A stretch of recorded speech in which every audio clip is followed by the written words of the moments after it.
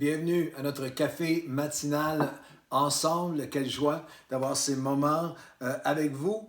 On aimerait y faire une petite attention spéciale ce matin et demain, juste deux podcasts spéciaux pour honorer les mamans. Et aujourd'hui, honorer aussi les mamans, en particulier nos mamans, les mamans du bel âge. Je vais vous expliquer pourquoi dans un instant. Au moment où on enregistre ce podcast, c'est la semaine de la fête des mamans au Canada. Il y a une semaine, il y a une variation de date avec l'Europe, mais quel que soit où vous soyez dans le monde en ce moment, quel que soit où vous en êtes dans votre cheminement de vie, on a tous une maman, on est une maman, on est marié à une maman, on a un besoin d'entendre ce que la parole de Dieu a à dire sur la famille, sur les mamans. À cet égard, je voudrais prendre l'opportunité de vous présenter le dernier livre que j'ai écrit qui s'appelle « Moi et ma maison, 52 pensées pour la famille moderne ». « Moi et ma maison, 52 pensées pour la famille moderne ». C'est un livre qui a été, si c'est possible, c'est un livre qui a été écrit sur 35 ans de ministère.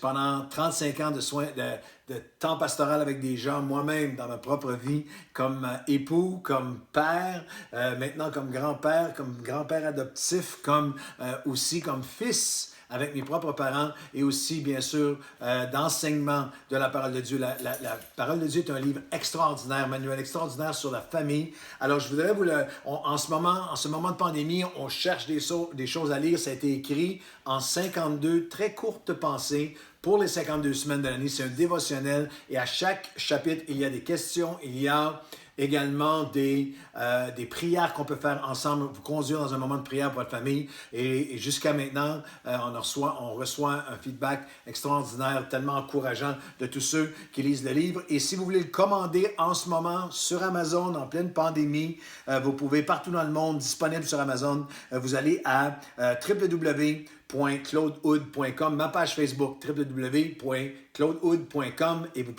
on va vous diriger directement pour savoir comment le commander sur Amazon. Et je voudrais faire quelque chose aujourd'hui, on va seulement faire une ou deux comme ça, mais je voudrais vous donner un extrait. Je vais lire et commenter un extrait aujourd'hui que j'ai écrit parce que le livre parle de toutes les dynamiques. Il y en a une en cette semaine de la fête des mères et aussi en cette semaine, en cette saison plus que semaine, mais en cette année de pandémie et de COVID-19, de coronavirus, j'avais écrit un chapitre sur le prendre soin de nos aînés, prendre soin des personnes plus âgées, qui commençait avec ce psaume 71, qui est un psaume qui est le cri, qui pourrait être celui d'une mère ou d'un père, d'un grand-père, d'un grand-maman, un homme, une femme de Dieu, mais qui est à la fin de sa vie et qui dit, c'est des mots assez touchants, en toi, il parle à Dieu, il dit, en toi je me suis confié de ma jeunesse, j'ai été pour plusieurs comme un prodige. C'est quelqu'un qui avait été utilisé de Dieu. J'ai voulu te glorifier chaque jour de ma vie, ô Dieu. Tu as été pour moi un puissant refuge. Mais maintenant, écoutez le cri. Mais maintenant, dans ma vieillesse, permets que je ne sois pas rejeté alors que mes forces s'en vont.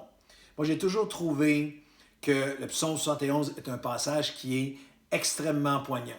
Il s'agit du cri du cœur d'un homme et d'une femme qui était proche de Dieu, je vais l'appliquer aux mamans, qui était proche de Dieu, qui a été considéré à son époque comme un géant de la foi, comme quelqu'un qui était un modèle, mais qui maintenant, à l'automne de sa vie, vit dans la crainte d'être oublié. Et croyez-moi, il y a toute une génération d'hommes et de femmes qui ont bâti nos églises, qui ont bâti nos sociétés, qui se retrouvent dans ce moment de la vie qui peut être tellement cruel. Ce cri du cœur est d'autant plus bouleversant qu'il est l'écho d'un mal silencieux, si répandu aujourd'hui, celui de millions d'hommes et de femmes du bel âge qui se sentent mis de côté par une société de consommation, de performance démesurément et cruellement focalisée sur la jeunesse. Dans un langage moderne, le psalmiste appréhendait le fait que son fils ne l'appelle plus, qu'une fois par année à Noël, que ses petits-enfants soient toujours trop occupés pour venir lui rendre visite, ne serait-ce que quelques minutes. Il craindrait de perdre ses facultés intellectuelles, sa mémoire, son autonomie. En termes encore plus appliqués, c'est comme si l'homme de ce psaume dit, est-ce que quelqu'un qui va se préoccuper de moi pendant cette saison où je suis isolé à cause de la pandémie? Certes, les campagnes de publicité gouvernementale nous sensibilisent au fléau de la solitude, négligence et même de l'abus et la maltraitance que vivent plusieurs aînés. Cependant, je crois qu'en tant qu'enfants de Dieu, la sensibilité publicitaire est la moindre des choses. Nous sommes plutôt appelés à protéger et à être un refuge pour eux, pour nos pères, pour nos mères, pour les personnes du bel âge. Ce sont eux qui ont bâti la société dans laquelle nous vivons, ainsi que les églises dans lesquelles nous nous rassemblons pour vivre notre foi. Alors je vous encourage et je vous défie à démontrer du respect, de l'attention, de l'amour envers les personnes âgées, envers les mamans, envers nos mères, envers nos pères qui nous entourent. Je vous exhorte donc à les protéger de la solitude, de l'isolement, de l'oubli qui les menace et les effraie.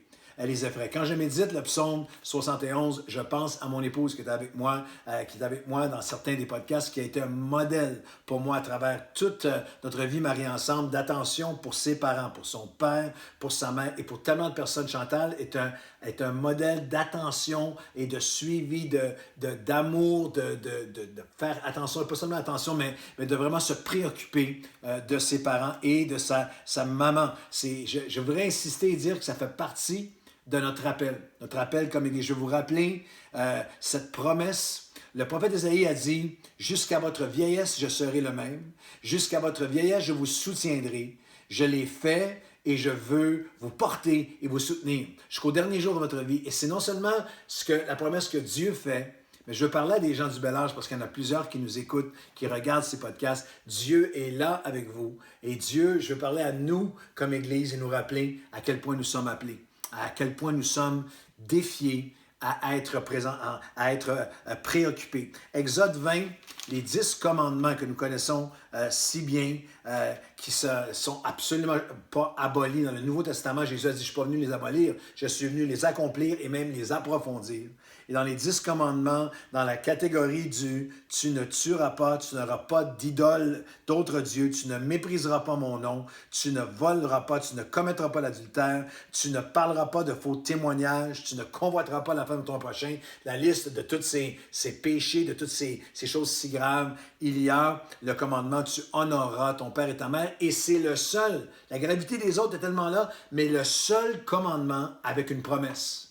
Et celui qui est attaché à notre affection, notre respect, notre honneur de nos parents, de nos mères, de nos pères qui sont plus âgés. Il y a une abondance particulière de bénédiction. C'est le seul commandement avec une promesse. Honore ton père et ta mère afin que tes jours se prolongent. Il y a une abondance de bénédiction. Il y a un avertissement sur cette promesse. Alors, je m'adresse à nous comme Église. Nous avons besoin d'être saisis d'un cœur encore plus grand pour les personnes du bel âge, pour nos mères, pour nos pères. À Nouvelle Vie, ça signifie tellement de choses. C'est un effort tout au long de l'année. C'est une équipe pastorale que nous avons mis sur pied pour les personnes du bel âge. C'est un effort constant en ce moment, par exemple, même pendant la pandémie, d'appeler nos gens du bel âge, de les visiter, de les aider, de faire des connexions. Nous faisons des connexions en ce moment entre les personnes, entre nos jeunes, entre nos enfants, entre les ados et nos personnes du bel âge. Je me souviens,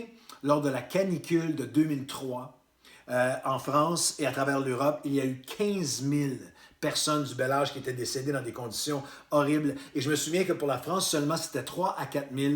Et une des choses qui m'avait bouleversé, m'avait vraiment percuté, c'était la pensée, j'avais lu cette information, qu'il y avait eu plus de 2000 personnes du bel âge qui étaient décédées dans la canicule, dans leur appart, et dont les corps n'avaient pas été réclamés.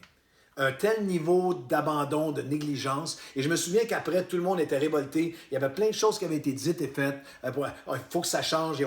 Et d'une manière hallucinante, en si peu de temps, les sociétés, les gouvernements et nous sommes retournés à notre égoïsme et à notre égocentrisme. Et là, avec ce que nous vivons au Canada, je sais que c'est partout à travers le monde, mais au Canada et au Québec en particulier, c'est violent. Le rappel d'une société entière d'à quel point nous avons à faire plus pour nos personnes du bel âge. Je nous interpelle en tant qu'Église. Et je nous interpelle individuellement en cette semaine de la fête des mères, et peut-être que vous allez voir ce vidéo à un autre moment. Eh bien, quel que soit le moment, dans cette semaine de la fête des mères, je nous interpelle à aller honorer. Honorez vos mères, honorez vos pères, mais honorez vos mères. Honorez-les en personne, par courriel, un Facebook, un Skype. Soyez créatifs. Je veux dire à tous les époux, en ce moment, pas seulement les personnes du bel âge, mais à tous les époux d'honorer les mamans en ce moment et de chercher à honorer. Je sais que parfois, c'est trouble. Les relations sont intenses, c'est toutes sortes, mais c'est un moment pour honorer, c'est un moment pour pardonner, c'est un moment pour relâcher à tous les adultes qui regardent et tous les jeunes qui regardent en ce moment ce podcast. Appelle ta maman cette semaine, honore ta mère cette semaine, focalise à tous les époux. Il y a certains des moyens qui nous sont coupés à la fête des mères. Moi, j'ai tout ça, j'ai mes choses que je fais habituellement cette année. Il y a plein de magasins qui sont fermés et tout. Il faut que je sois créatif pour honorer.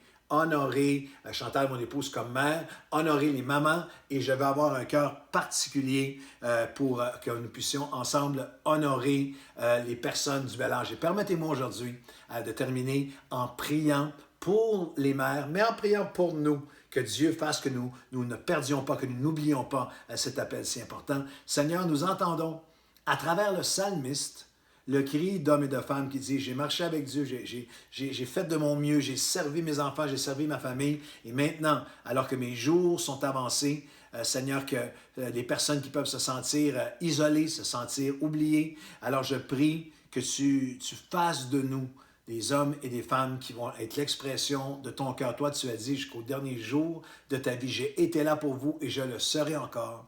Alors aide-nous. Aide-nous cette semaine à être consciencieux, à avoir une conscience. Aide-nous à avoir un cœur ouvert, un cœur généreux. Aide-nous à écrire des choses, à dire des choses, à envoyer une vidéo, à faire ce que, Seigneur, un appel Skype, quelque chose envers nos mères en premier, mais aussi pour des mères de notre entourage, pour une maman qui est seule dans l'Église que nous connaissons. Rends-nous sensibles à aller vers une maman aujourd'hui, à une personne, une maman du bel âge, à une grand-maman, à une personne, que les églises qui entendent ma voix puissent se mobiliser pour faire des choses magnifiques, des choses d'amour, des choses d'attention, des petits gestes de grande portée envers des mamans, envers des grands-mamans, envers des hommes et des femmes du bel âge, Seigneur, que nous soyons parmi une société qui oublie si rapidement, qui peut si rapidement être coupable d'agisme, de cruauté, de négligence, d'indifférence. Donne-nous ton cœur, que nous soyons l'expression de ton amour et de ton appel pour nous à honorer, à respecter, à honorer et à célébrer les pères et les mères, les grands-pères, les grands-mères, dans le nom de Jésus. Amen et amen. Je souhaite une bonne fête des mères à toutes les mamans, mais à nos mamans du bel âge en particulier. Vous êtes précieuses et on vous envoie tout notre amour aujourd'hui. Faites du bien à une maman aujourd'hui.